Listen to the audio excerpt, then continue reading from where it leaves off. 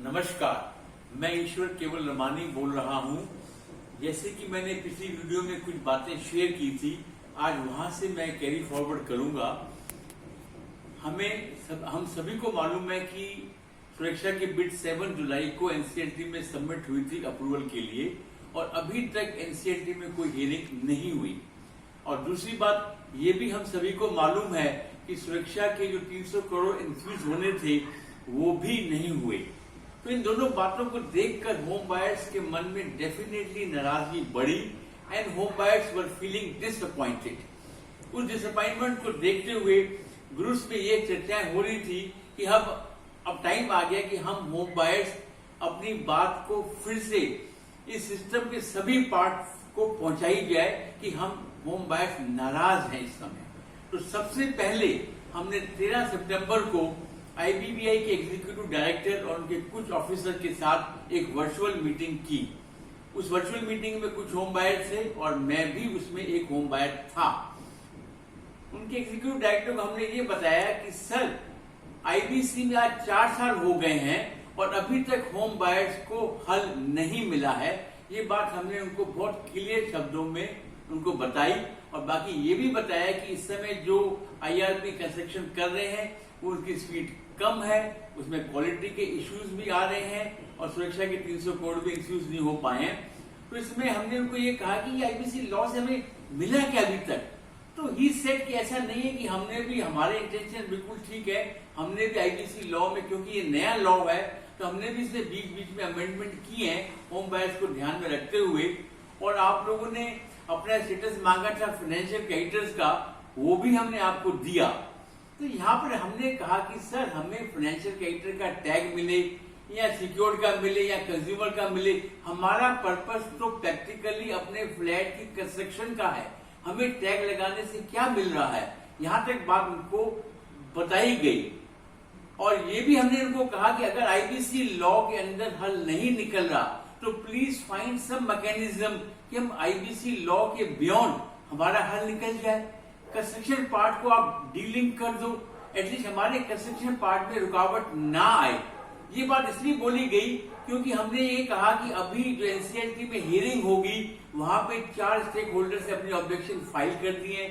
और येडा का इश्यू हम सभी को मालूम है, इसमें फार्मर कंपनसेशन को लेकर एक असमंजस बनी हुई है।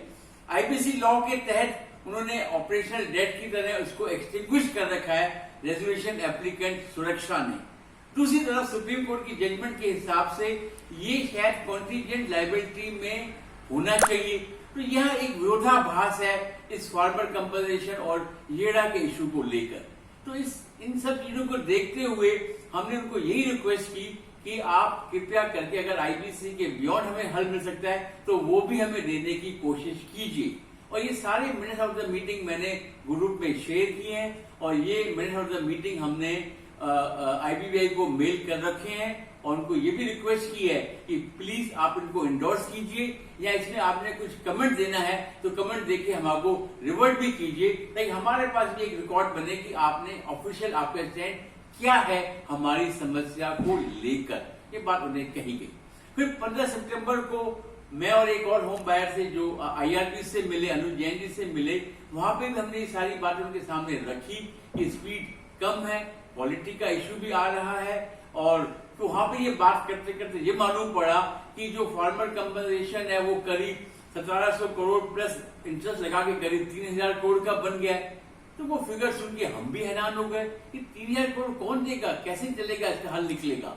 खैर बहरहाल वो एक इशू है जो कोर्ट में चलेगा, और क्या कहते हैं, येड़ा अपने पॉइंट रखेगा और जो भी एडवोकेट्स हैं सुरक्षा के वो अपने पॉइंट रखेंगे। वो तो खैर हमें बाद में मालूम पड़ेगा।